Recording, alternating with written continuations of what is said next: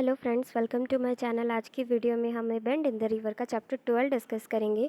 तो चैप्टर 12 में सलीम को बहुत ज़्यादा फंसा हुआ फील होता है क्योंकि युवती के साथ उसके रिलेशनशिप की वजह से वो कहीं ना कहीं रेमंड के साथ जुड़ गया था ज़बरदस्ती।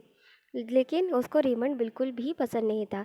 इधर प्रेसिडेंट की जो पावर है वो बढ़ती चली जा रही थी और जो इकोनॉमिकल प्रॉब्लम्स है वो जो बार बार हो रही वार की वजह से या बार बार हो रहे रिबेलियन की वजह से इकोनॉमिक कंडीशन टाउन की अप डाउन हो रही थी, जिसकी वजह से सलीम का जो बिज़नेस था वो एक अनसर्टेनिटी के पोजीशन में था। मतलब कभी बहुत अच्छा बिज़नेस होता था तो कभी बहुत ख़राब बिज़नेस होता था।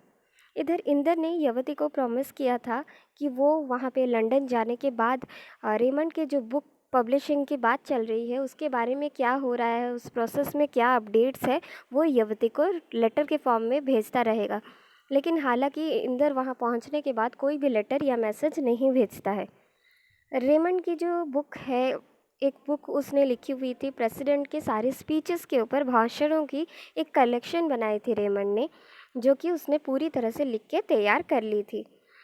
अब सलीम जो है वो अक्सर युवती के घर लंच करने के लिए जाया करता था और वहाँ पे रेमंड भी उनके साथ लंच करता था। एक दिन ऐसे ही लंच करते टाइम युवती बताती है कि पहले कुछ समय पहले जब प्रेसिडेंट से रेमंड के अच्छे रिलेशंस थे तो फिर वो लोग अक्सर प्रेसिडेंट के घर पर लंच के लिए ऐसे ही जाया करते थे।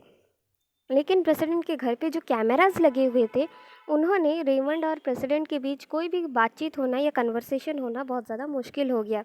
इसी की वजह से धीरे धीरे उन प्रेसिडेंट ने रेमंड से डिस्टेंस बनाना शुरू कर दिया और जैसे जैसे प्रेसिडेंट को रियलाइज़ हुआ कि अब रेमंड की उनको कोई भी ज़रूरत नहीं है, तो रेमंड से प्रेसिडेंट ने पूरी तरह से अपने सारे रिश्ते नाते तोड़ दिए।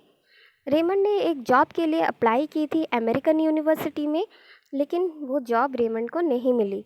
रेमंड का जो कैरियर था वो कैसे कैसे करके टिक गया, क्योंकि वो जो है वो फेमस था इसीलिए क्योंकि वो प्रेसिडेंट का टीचर हुआ करता था और इसी चीज़ की वजह से उसका कैरियर कैसे कैसे करके टिक गया। हालांकि जो भी वो काम करता था, क्योंकि वो एक टीचर था, इसलिए एक लेक्चरर या एक टीचर होने की वजह से उसके जॉब की एक सर्टेनिटी थी जो कि सलीम के जॉब में नहीं थी और इसीलिए सलीम को कहीं ना कहीं ये चीज़ हमेशा खटकती रहती थी कि उसके जो बिज़नेस है उसका कोई गारंटी नहीं है कि वो कल जाके अच्छा रहेगा या बुरा हो जाएगा।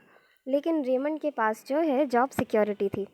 और एक चीज़ भी सलीम ने नोटिस की थी कि रेमंड प्रेसिडेंट के लिए बहुत ज़्यादा लॉयल था। प्रेसिडेंट ने रेमंड से सारे रिश्ते नाते तोड़ दिए अपने मतलब के लिए, लेकिन फिर भी रेमंड ने प्रेसिडेंट की तरफ अपनी लॉयल्टी नहीं छोड़ी। हो सकता है कि शायद इसीलिए क्योंकि वो उम्मीद कर रहा था कि प्रेसिडेंट से शायद उसको कुछ और ज़्यादा फेवर मिले या प्रेसिडेंट फिर से एक बार उससे रिश्ता जोड़े। शायद ऐसे किसी फेवर के एक्सपेक्टेशंस में उसने अपनी लॉयल्टी जो है प्रेसिडेंट के लिए बरकरार रखी हुई थी। एक बार किसी ने प्रेसिडेंट की माँ को बेइज्जत किया तो फिर रेमंड उसके डिफेंस में खड़ा हो जाता है और वो रेमंड प्रेसिडेंट की माँ को जो है अफ्रीकन मेडोना कहता है। मेडोना जो है वो जीसस क्राइस्ट की माँ यानी कि मैरी को बोला जाता था। तो फिर यहाँ पे उसने प्रेसिडेंट की माँ को जीसस क्राइस्ट की माँ के साथ कंपेयर कर लिया। मतलब कितना ज़्यादा वो सम्मान देता है, आप यहाँ पे देख सकते हैं। उसके बाद रेमंड की जो बुक थी जो उसने लिखी हुई थी प्रेसिडेंट की स्पीचेस के ऊपर, वो पब्लिश हो जाती है। और वो जो किताब थी उसमें बहुत सारी कमेंट्रीज़ होती है, ज़्यादा कुछ नया कुछ नहीं हुआ होता है।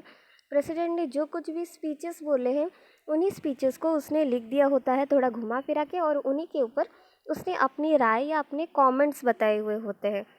तो फिर वो जो कमेंट्स है तो वो मार्क्सिस्ट कमेंट्स की तरह साउंड कर रहे थे।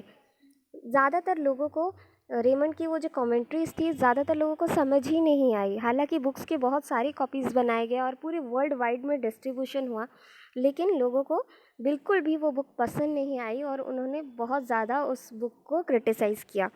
यहाँ पर रेमंड की जो लॉयल्टी है प्रेसिडेंट की और वो ख़त्म फिर भी नहीं हो रही थी, और जो युवती थी वो धीरे धीरे ज़्यादा से ज़्यादा रेस्टलेस होती जा रही थी रेमंड की हरकतों से, या फिर रेमंड जो कर रहा था शायद वो युवती को अच्छा नहीं लग रहा था। तो यहीं पे चैप्टर 12 ख़त्म होता है। मिलते हैं हम अपनी अगली वीडियो में चैप्टर 13 के साथ। अगर वीडियो पसंद आई हो तो प्लीज़ वीडियो को लाइक शेयर कमेंट करना, और सब्सक्राइब नहीं किया है चैनल को तो सब्सक्राइब करना मत भूलना। तब तक के लिए गुड बाय।